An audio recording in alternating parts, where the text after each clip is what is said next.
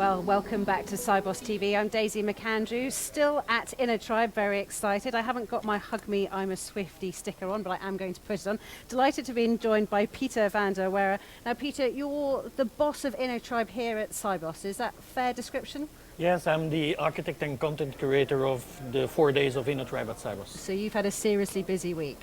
This was a quite hectic week, yes indeed, Daisy. What have the highlights been for you? The first highlight this week was definitely the first session on Monday morning, which was the first session of the Cryptocurrencies Day. And that session was a really packed room. We sat 360 people in here. We had to refuse people. You were turning them away at the door. We had to turn them away at the door, and I heard from the statistics that we were the best attended session of the whole Cybos. Well, you needed a much bigger room, didn't you, Peter? Yes, a lot of people were asking for next year, when are you going to take the main stage? That is a massive issue, isn't it? The cryptocurrencies, virtual currencies. What was the upshot of that session? What were people saying? Well, we wanted to look at this from different dimensions. So the first session following the opening was really looking at the regulation. And so our whole intent was to make sure that we did not create a polarized type of positions between the regulators and the innovators. And us and them. Us and them. Yeah. So in everything that we do in these sessions, we try to create inclusions, and that's why we also have the bridges here in the room and the stages, because we try to create bridges, also physical bridges, where the opposing views come together to the main stage, where people then can document what they agree upon and what they eventually disagree upon. And did those bridges work? Did you build bridges? Oh yes, we built a lot of bridges, also in the afternoon with a lot of disruptors in the space. So we had a session where we had people from Ripple, we had people from Circle, we had some people from the security space from Norway, Cryex, and we had people from South Africa. And so those were all the existing disruptions that we see in the market. And then the session after that was really a highlight, where we had the upcoming disruption, the things that's going to come next. So we had the folks from MIT Bitcoin, of their MIT Bitcoin project.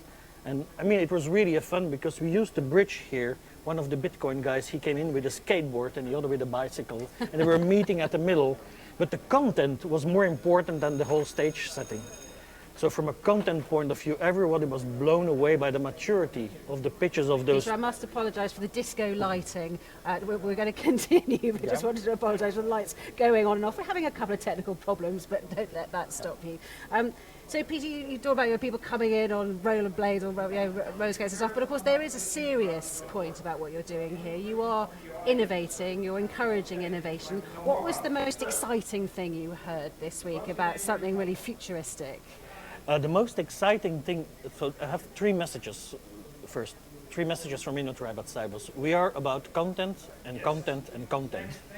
The stage setting is the packaging, but the core, the foundation is content. And so the most innovative thing I've seen this week was from Vitalik Buterin, who is, in my opinion, a real genius. He just is 20 years old. He got 18 million funding. He is funded also 100,000 by the Peter Thiel Foundation. And he is really building the next generating operating system for financial services. This is really deeply disruptive. The guy stands as a rock in the question and answer sessions. He is absolutely a genius. I'm almost comparing him to the young Bill Gates.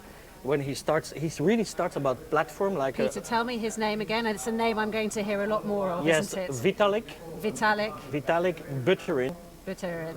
And he's from Canada. 20 years old, absolute genius. He blew everybody away. Astonishing. And to be here in this environment, to be such a young age, and as you said, being thrown questions of suspicion and striking fear into the heart of all these bankers, and to stand up against it, it must have been extraordinary to watch. And having this capability already at the age of 20 to not only have to do the strategic messaging, but also going down to the level of the code and creating the connections and the bridges. I mean, this is a guy really to follow. Wow, amazing. Well, it sounds like you've had an incredible week here. What's next for Innotribe? Well, we are going to continue on this rhythm. So next year there will be for sure another Innotribe at Cybos. Many people ask me, why are you doing all this effort? Wouldn't it be easier As in, what's the point? What's the point? Yeah. Or wouldn't it be easier to just program a couple of speakers one after the other? And I'm saying no. If you think that this is where we set the bar, this is the starting point. So next year we want to continue in creating really immersive learning experiences, where creating events that are really memorable, and I would like to start injecting art and performance in this whole mix so that we resonate with people at not only a cognitive level but also at an emotional, unconscious level, so that they really take it in and internalize the knowledge that we try to share with them. That sounds fantastic, although there's a little bit in my head that's thinking, are these going to be bankers who are going to be singing and dancing? No, we won't have bankers singing and dancing. Slightly worried about that. Yeah. At one point I had also the idea to start singing my own content, but my wife said, no, don't go that Well, that feel hard. free if you'd like to give us a little taster of that. I would like to We'd be bring in the delighted. experts from music, from art, in the space to create these immersive learning experiences. And so, as well as learning experience, presumably that's also a way of, I mean, I guess it's the same thing, but looking at something from a completely different angle and seeing whether you can reach a different conclusion. Yes, and I think we have to work harder on creating the bridges with the rest of Cybers, and it was a really strong comment in yesterday's session. Some people were suggesting that a couple of the sessions that we had here should go on main stage next year, or even at the plenary level. And I think the best suggestion I've heard was to program an innovation session every morning of Cybos for the general public, and let people then, because then you open up their mind and they go with an open mind into the rest of the conference. So do that in your own space or on the main space? Well, I think the starting innovation session, I would like to see that on the main stage, and then let people decide for themselves whether they want to come to this sort of Innotribe space, or they want to go to the Market Infrastructures Forum or the Corporates Forum or whatever they want, but they will go in there with an open mind. And Peter, how long have you been involved with Innotribe? I'm the co-founder of Innotribe, so I was there So from day one, and this is my 6th Innotribe at Cybos. This is your 16th? 6th. Sixth. I was going to say you don't look old enough to have Yeah. done 16. This is your sixth. Because as time goes on, particularly this comment that people have said, oh, Innotribe should be on the main stage.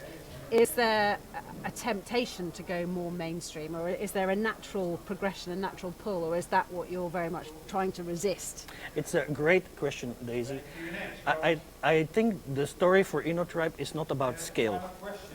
I think we have really to protect the sort of safe, free zone type of environment that we have here, and so to really take care of that and not try to scale it to like 500 people or 1,000 people, because then we are becoming a session like any of the other sessions. So it's to plant the seeds in all the areas of Cybos, and then for the people that feel tempted to it, not force them, tempted to it, to seduce them to come into our space and to enjoy everything that we put here together. Because even in the 6 years that you've been going, the position of technology and innovation and the status within most organizations of that has moved center stage, hasn't it, within most organizations. So it's something that was considered the domain of the experts and the geeks and the child geniuses and so on, really has moved into the mainstream of most organizations now. And so you can see that the natural pull would be pulling you into the mainstream as well. We heard it in the previous session this morning about captive funds, where Matteo, I think, said it 6 years ago. You didn't have any heads of innovation in the financial institution. Exactly. Today, every financial institution has a head of innovation. And some of them are on the board. And some are on the board. Yeah. And so the other thing that we are seeing is that in the beginning we had more geeky type of audience in this space. And Javier made a comment yesterday, it's the first time that I see so many black suits in the space, which is a proof that we are making the bridges, that we are starting to attract the bankers into this environment. Absolutely. It's not an area that can be left to the fringes. Yeah, and so fringes, what I'm trying to do in curating the content, in the very first versions it was technology only, and so we have moved gradually in non-technology topics like corporate culture, or Banks for a Better World, or that sort of themes. And every time again, people are challenging us and say, why are you doing this at Cybos? Nobody will come there. And guess what? Every time people are attracted to these things which are more inspiring from a human point of view, and not only about the pure tech, or the pure bang, bang, bang, bang type of environment. But that's, if you look at what younger generations want out of their jobs, it's now so different than what, our generation would have been looking for from their jobs, and that's all reflected in I'm guessing, in the subject matters that you're tackling here. Well, I'm spending an awful lot of time in scanning what's going on outside on the edges of our ecosystem, and I think we are moving into a world where people probably don't only have one job, but they have a collection, a portfolio of jobs. I think it's very important to have, for example, one foot in your organization and another foot in another organization, which may be more disruptive, so with that we can create cross-fertilizations between the more conservative banking world and some things that happen out there in other industries that are dramatically more disruptive. Well, Peter, I can see why people speak so highly of you and Innotribe. It's been fascinating talking to you and telling me all about your plans for the future and how this week's gone. So best of luck with Innotribe from now on. That's Peter Vander, where here in the Innotribe room. We'll be back in just a couple of minutes.